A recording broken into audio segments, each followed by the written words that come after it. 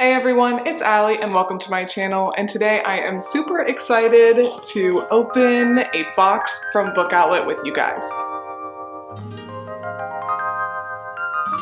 Alright, so yes, I'm super excited to open this box. I feel like it's been a while since I did a big book haul, but now as I'm saying it, I remember that I did buy a lot of books for my birthday, which was mid-October, and I certainly have plenty of books to read on my TBR, but I just can't help myself. Every once in a while, every few months, I just have to go on Book Outlet and see what's there because they have such great deals on a lot of newer books. So yeah, I've made a few of these videos over the last couple of years, and if you are new to my channel, one, welcome, but also do make sure to check out those videos if you haven't seen them yet and you do like book unboxings. I do also have a code linked down below where I don't know if it's any purchase or maybe just your first time purchase, you can get some money off of your Book Outlet order. But with all that being said, let's go ahead and open this box. I actually bought this a few months ago, and I remember some books, but I do forget the majority of them, so this almost is like a mystery unboxing. All right, so everything is looking good inside.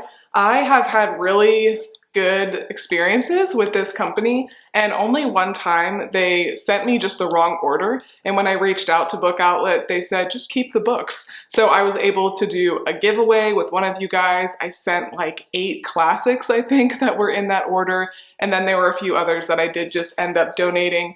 But yeah, I was so surprised by that customer service, and they also answered me right away. But up first we have, as you can see, a newer book. This is a very popular book. This is Tom Lake by Ann Patchett. I think that's how you say her name. I've never actually heard it out loud before, but as you can see, it is a Reese's Book Club pick. And funny story, I think back in like November, probably October actually, I started listening to the audiobook of this because it is narrated by Meryl Streep, and I just thought it would be a really good one. And I'm sure a lot of people love it. Meryl Streep does do a good job, but I'm just not a huge audiobook person. I think for me, I'm going to try to listen to more classics on audiobook because a lot of the classics are really dramatized. I did just recently listen to Little Women, the dramatized version, and I really like that because there was like a lot of background noise, there were different characters and things, but I think just a standard audiobook is just not for me because I'm just really not an auditory learner. So anyway, I got probably about a fourth of the way through the book, and I was enjoying it, but just finding it really hard to focus. I knew I would enjoy it much more if I did read it from the book. So when I saw this on Book Outlet, I decided to snatch it up because I have heard a lot of very good reviews about it overall. And as you can see, it's a nice hardback, a recent release, and I think I got this for just about $8. And Book Outlet often has like $5 fiction sales where like every fiction book is $5. So definitely wait for a sale if you don't see one because they literally come up like every other week. This one I got for my little niece Scarlett, who is my goddaughter. I figured I would put this in like a little Easter basket for her. So yeah, if you have little kids, they have a ton of kids books. And as we all know, I mean, kids books are not super cheap if you just go to Barnes & Noble or Target or whatever. But on Book Outlet, you can get them for just like $2 to $5, I would say most of the time. And I think this one is super cute. It is I Found Jesus, a Seek and Discover book. So it's like, where's Waldo with Jesus? And my niece is 4, and I feel like she's just kind of at a really good age for this. She's very smart for her age too, and it looks like there are some other like little puzzles and things like that in here.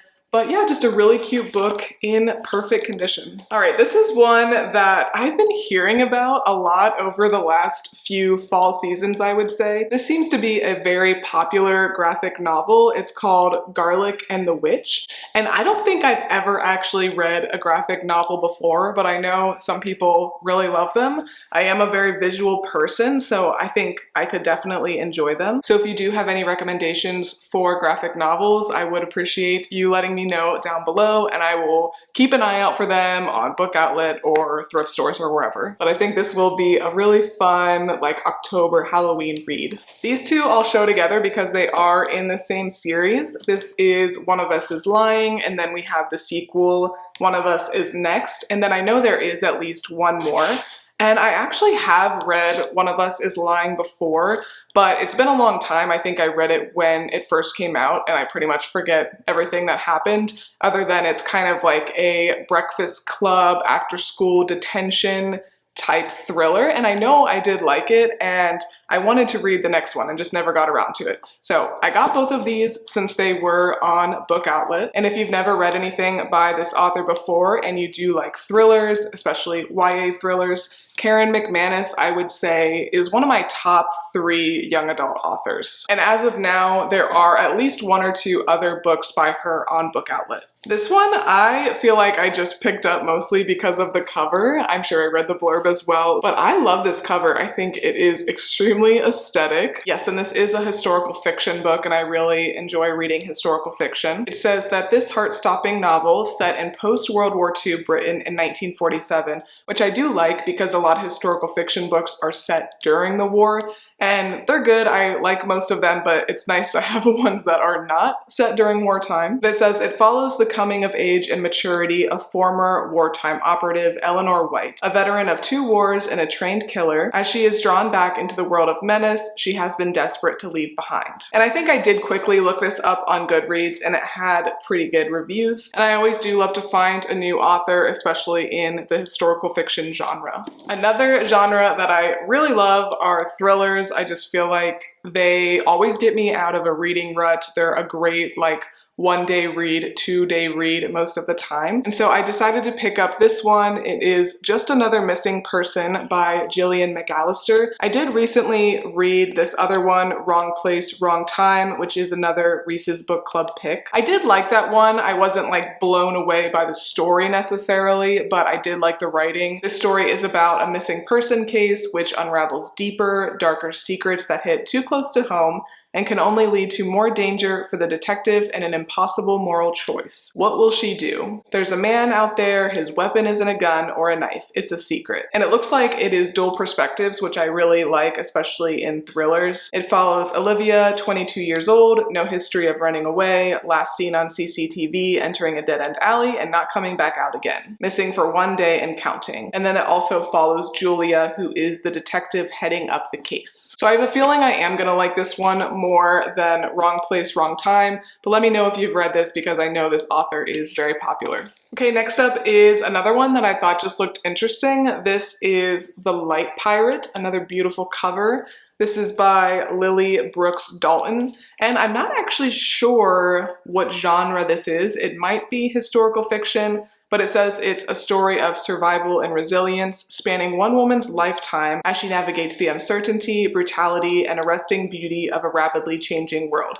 Okay, so that's definitely what would have caught my eye. I really like books that follow a person's whole lifespan. I just find that a lot of them are very good to me. I think it's super interesting to see how someone grows and develops and the trials they go through, as well as just how the world is changing around them. So if you have any books that kind of follow that path, follow a person's whole lifetime, let me know down below because I feel like I don't come across that too often. But this says that the story is told in 4 parts: power, water, light, and time. The light pirate mirrors the rhythms of the elements and the sometimes quick, sometimes slow dissolution of the world as we know it.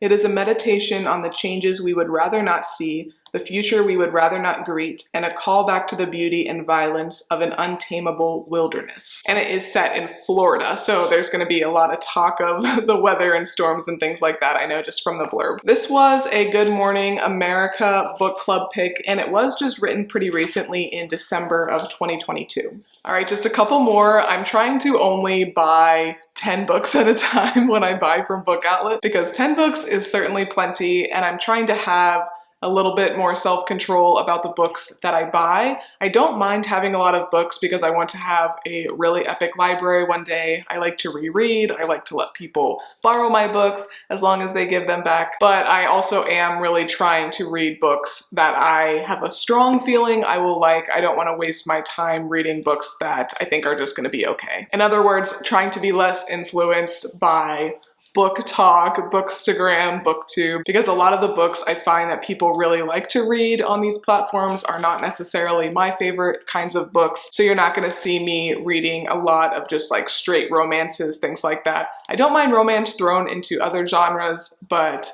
yeah, just the typical rom-com books I'm really not going to read too much anymore. Okay, but here we have another thriller. This is He Started It by Samantha Downing. And I did read another book by this author, My Lovely Wife. I got that off of Book Outlet as well, so it might still be available on there. And I really, really liked My Lovely Wife. It was kind of like a American Psycho type of story, unreliable narrator. It was absolutely a thriller that really stuck out to me. I think I did give it 5 stars. So I would for sure recommend My Lovely Wife, and the writing style was great as well, so I'm sure this book is going to be good too. It says that Beth, Portia, and Eddie Morgan haven't all been together in years, and for very good reasons. We'll get to those later. But when their wealthy grandfather dies and leaves a cryptic final message in his wake, the siblings and their respective partners must come together for a cross-country road trip to fulfill his final wish, and more importantly, secure their inheritance. So this might end up being multiple perspectives. I think we're definitely going to have a lot of unreliable narrators, secrets that are coming out. Just sounds like a very enjoyable read.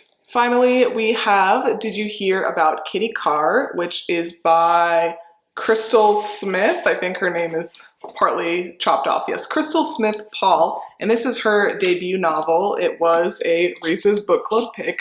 I do find that I like a lot of Reese's Book Club picks, so I do kind of gravitate towards her books if I do see her little sticker on there. But this is a historical fiction. It is a multi-generational saga that traverses the glamour of old Hollywood and the seductive draw of modern day showbiz. I personally really enjoy books that are set around Hollywood and the show business. I just think they're very interesting, and I think this will be extra interesting since it is going through different periods of time. But just a quick little blurb. It says, when Kitty Carr Tate, a white icon of the silver screen, dies and bequeaths her multi-million-dollar estate to the St. John sisters, 3 young wealthy black women, it prompts questions, lots of questions. But it sounds like it's really going to be following Kitty Carr's rise to stardom. And it's giving me a little bit of the 7.5 Husbands of Evelyn Hugo, which I absolutely loved. That is my favorite book by Taylor Jenkins Reid. And funny enough, she has a little comment on here that she calls this book intoxicating and seductive. So that was everything I got from Book Outlet. 10 books, and I'm pretty sure I spent maybe $50 to $60 on all of these books. A lot of them were hardbacks, a lot of them are more recent reads that you can still find in your local Targets and Barnes & Nobles and Costco's and all those places. And some of these are on Book of the Month as well, and Book of the Month is a great deal. I am a huge advocate of that service, but when I can get books for $5 or $6, I am always gonna go the cheapest route. So yes, I would highly recommend checking out Book Outlet. Not sponsored, but it does enable me to purchase a lot of books for not very much money. If you like this video, please make sure to give me a big thumbs up and subscribe. It really does help my channel out a lot. But thanks again for watching, and I will see you next time. Bye!